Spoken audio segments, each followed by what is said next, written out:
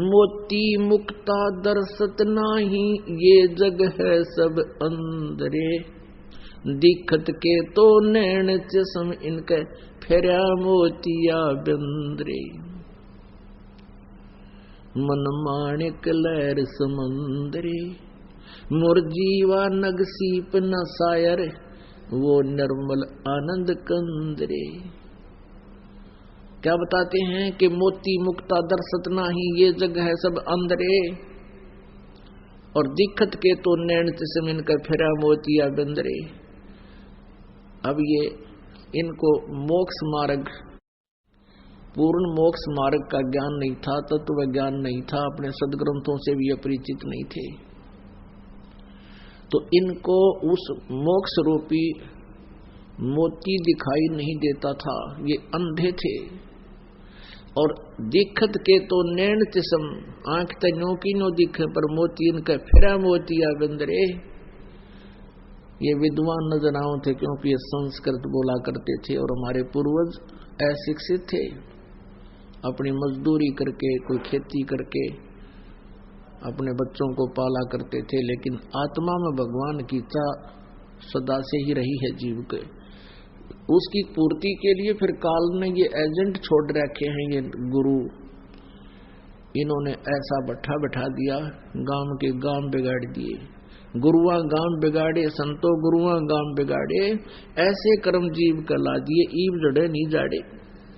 तो पुण्यात्माओं, आपका सौभाग्य है कि आपको इस प्राइम टाइम में मनुष्य जीवन प्राप्त है। और इस भक्ति युग में, भक्ति काल में आप जी को मनुष्य शरीर प्राप्त है, और साथ में ये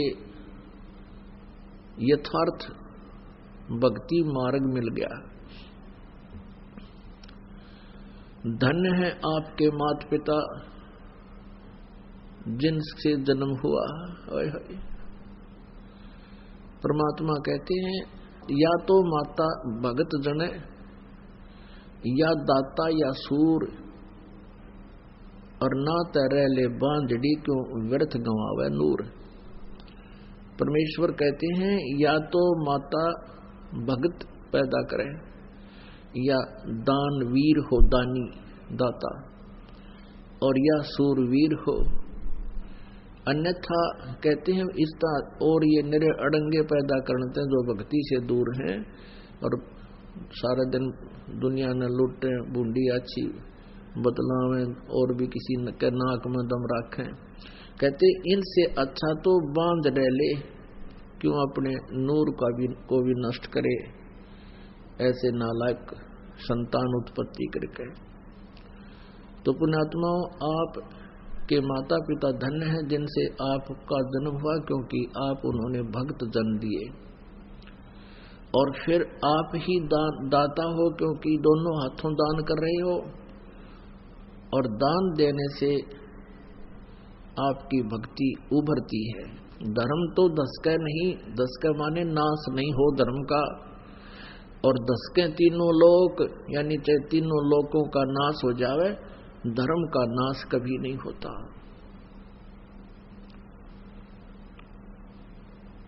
अब जैसे पुण्यात्माओं, सूरवीर भी भक्त ही होता है, भले ही वो वर्तमान में भक्ति नहीं कर रहा होता। उसके पिछले संस्कार सूरवीर के भक्त ही के होते हैं। जैसे प्रहलाद था सूरवीर, बिना हथियार का सूरवीर था। हिरण्यकशिपु ने वो जुल्म किए, कलेजा हिल जाए उनकी सारी घटना को सुनकर, लेकिन भक्त ने भगवान पर विश्वास किया और सूरवीर की तरह खड़े रहे कि कर ले पिताजी जो आपने करना है, लेकिन भगवान से दूर नहीं हो सकते। सूरवीर थी मीराबाई, ऐसे ऐसे जुल्म किए उसके साथ, लेकिन पीछे कदम नहीं हटाया उस पुण्यात्मा ने। तो ऐसे ही बहुत जितने भी महापुरुष यहाँ जैसे सूरवीर थे, ईसा मसीह जी करस कर दिया कि कर दो, लेकिन जो मैं कह रहा हूं वो बात सारी सच्ची है। उन दुष्ट लोगों ने अपनी रोजी रोटी के बनाए रखने के लिए संसार को, समाज को उस महापुरुष से दूर कर दिया और अंत में उसको मृत्यु के घाट उतार दिया। परमेश्वर आए थे, कबीर परमेश्वर आए थे, उनके साथ वो जुल्म किए थे इन काजी मुल्लाओं और ब्राह्मणों ने। उनकी सारी कहानी आप सुन लो, पढ़ लो। जब आपको भगवान पर विश्वास हो जाएगा, उस समय इनको पढ़ोगे तो आंखों से आंसू नहीं सूखेंगे आपके, कि हमने परमात्मा को भी नहीं बख्शा, परमात्मा के साथ भी हमने वो जुल्म किए, क्योंकि वो हमारे पिता हैं, इसलिए उन्होंने हमसे कोई दुख नहीं माना, और फिर भी वो हमारे कल्याण के लिए रह रह कराते रहते हैं, या हमारे जैसे दासों को आपके उद्धार के लिए, कल्याण के लिए भेजते रहते हैं। पुण्यात्माओं, सत्संग में आने से प्राणी को ज्ञान होता है, मैं कौन हूं, कहां से आया हूं, मेरा यहां रहने का उद्देश्य क्या है, मेरे जीवन का उद्देश्य क्या है, मैंने टारगेट क्या बना रखा है। तो उसके बाद हम जो हम उद्देश्य मान चुके थे इस मनुष्य जीवन का, फिर उसमें परिवर्तन होता है। हमने क्या उद्देश्य मान रखा इस जीवन का, जब तक ये तत्व ज्ञान नहीं था। जैसे बच्चा स्कूल जाता है, विद्यालय में जाता है, उसका टारगेट होता है मैं अच्छी शिक्षा प्राप्त करूं, या तो बड़ा अफसर लग जाऊं, या फिर कोई अच्छा धन कमाऊं, या डॉक्टर बन जाऊं। और डॉक्टर बनना या अच्छा अफसर बनना, उद्देश्य क्या होता है कि घना धन कमाऊं और बड़ी कोठी बनाऊं, फिर ब्याह करवाऊं, फिर पुत्र पुत्री प्राप्त हो जाए, संतान हो जाए, उनकी परवरिश करूं, अच्छा पढ़ाऊं लिखाऊं, फिर उनका ब्याह कर दूं और फिर वैसे मर जाऊं। ये कोई टारगेट है इसका? क्या हमने ये सोच रखा ये सारे काम हो भी सकते हैं हमारे? क्या पता कब टिकट कट गया। अब पुण्यात्मा, ये जीव परमात्मा के विधान से अपरिचित होकर के अपनी अटकल में घना उलझ गया। जब इसको आध्यात्मिक ज्ञान होगा, भक्ति मुक्ति के दाता सतगुरु, भटकत प्राण फिरंदा, उस साहेब के हुक्म बिना नहीं तरवर पात हिलंदा। अपनात्मा, अब यहाँ कई प्रश्न करते हैं कि यदि भगवान के आदेश बिना पत्ता भी नहीं हिल सकता, तो सब कुछ उसी के आदेश से ही तो हो रहा है, फिर भक्ति की क्या आवश्यकता है, क्या फिर सत्संग में जाने की आवश्यकता है? परमात्मा की वाणी को समझना बहुत ही कठिन है, क्योंकि ये वेदों से भी गूढ़ रहस्य युक्त है। अब यहाँ दो स्थिति हैं। एक तो इस ब्रह्म की जो काल है, जब तक हम काल की व्यवस्था में रहेंगे तो हम अपने प्रारब्ध को ही भोगेंगे, उसमें कोई परिवर्तन नहीं हो सकता। और जिस समय हम इस परम अक्षर ब्रह्म की शरण में आ जाएंगे, जो गीता जी अध्याय नंबर 18 के श्लोक नंबर 62 में कहा है, गीता ज्ञानदाता ने कि अर्जुन तू सर्व भाव से उस परमेश्वर की शरण में जा, जिसकी कृपा से तू परम शांति को और सनातन परम धाम को प्राप्त होगा। उस परमेश्वर की शरण में आने के उपरांत फिर उस परमात्मा के हुक्म बिना पत्ता नहीं हिला। लेकिन उस परमात्मा से लाभ लेने के लिए हमने जो मर्यादा है वो हमारी प्रॉपरली बनी रहे। उन मर्यादाओं के टूट जाने से तो फिर काल के हुक्म बिना पत्ता नहीं हिला। उसने जो करना वो करना ही है।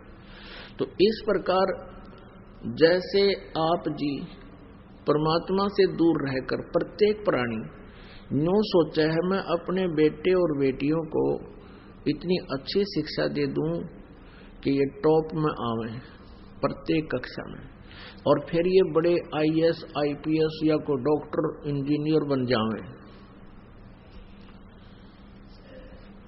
पुण्यात्मा सभी इसी उद्देश्य से अपने बच्चों को शिक्षा दिलाते हैं। और कौन कितने क्या बनते हैं, इधर आपका कभी ध्यान नहीं जाता, क्योंकि आप उस संसार के ही विचारों में ग्रस्त रहते हो। एक दूसरे से डिस्कस करके बस इतनी ही सोच लेते हो, फलाने का लड़का डॉक्टर लग गया और उसने भाई 2 साल में कोठी बना ली, फलाने का लड़का इंजीनियर लग गया, बस 3 साल हुए हैं भाई वहां कोठी काट दी, बढ़िया कार ले ली। यानी जितना वो लूटे खसोटे दुनिया में, उतनी प्रेज होती है उसकी। और उसकी आगे फिर दुर्गति क्या होगी, ये तत्व ज्ञान के इस जो है ना चश्मे से दिखाई देगी कि उसकी केवरान मिट्टी होगी। पुण्यात्माओं, जिस भी प्राणी के भाग्य में जो लिखा उसको वही मिलेगा। कोई ये सोचे कि मेरे करने से मैं प्रयत्न करूंगा और तभी मुझे सब कुछ मिलेगा, या भूल है। प्रयत्न तो प्राणी को करना ही पड़ेगा, लेकिन परमात्मा के बिना उसको कोई लाभ नहीं हो सकता। अब जैसे हमारे समाज में अब तो बहुत फर्क पड़ता जा रहा है, बुद्धिमान व्यक्ति हो गए हैं, बेटे और बेटी में विशेष अंतर नहीं रहा। और दूसरा कारण अब ये भी हो गया है कि लड़कियों का अभाव हो गया है, ये आप अच्छी लगन लाएगी सबने। और एक विशेष व्यवस्था इस परमात्मा की कृपा से यहाँ इस आश्रम से एक विशेष व्यवस्था बनाई गई है कि जैसे हम पहले बेटी के विवाह में बहुत ज्यादा ही दुखी हो जाया करते थे, ना जाने कितना दान करते थे, फिर भी अगले का पेटा नहीं भरता था, ऐसी नीयत खराब हो गई थी। अब वो बिल्कुल समाप्त हो गई है कि लड़की का विवाह होगा, हमने कुछ दान नहीं देना, और लड़के का विवाह होगा, हमने 1 रुपया भी नहीं लेना। क्योंकि हम इस न्यू नहीं कोई एक वैसे फॉर्मलिटी है, या ये भगवान का विधान है कि हम एक दूसरे के कर्जे से मुक्त होना है। हम एक दूसरे का ले दे का यही फंसे रहते हैं। जैसे कोई आज किसी से धोखाधड़ी करके कोई 20-30 लाख रुपये, 50 लाख रुपये, 10 लाख रुपये, 2 लाख रुपये कोई ले लेता है, उसके हड़प जाता है, तो अगले जन्म में उसने देने पड़ेंगे और जमाई बन के लेगा। पहले जैसे क्या व्यवस्था थी कि जैसे हम आप देखा करते इन बड़े बड़े पैसे वालों को, लड़की का विवाह होता था, दामाद को कार न्यारी देते थे, 2-3 लाख रुपए नगद दे देते थे, आगे कोठी बना देते थे। क्यों? वो पिछले जन्म में ले रहा था उसका, अब वो दामाद बन के ले गया, लड़की भी ले गया और 10-20 लाख रुपये भी अपने पूरे कर लिए। और फिर मृत्यु को प्राप्त हो जाता है। एक बहुत बड़ा अधिकारी था, उसने अपनी लड़की का विवाह किया अपनी रिटायरमेंट से 6 महीने पहले, और उसको पता था कि मैं आमंत्रित करूंगा अपने अंडर जितने भी अन्य अधिकारी हैं, वो आएंगे, कोई 1 लाख लेकर आओगा, कोई 50,000, कोई 10,000 दिखा दिखा कर देगा। और ऐसा ही किया। फिर वो रिटायर हो गया। उस समय 3-4 लाख रुपये बेटी के ब्याह पर लगाए। ये सन 1988 की बात है, 89 की। उस समय 3-4 लाख तो आज के 30-40 लाख समझो।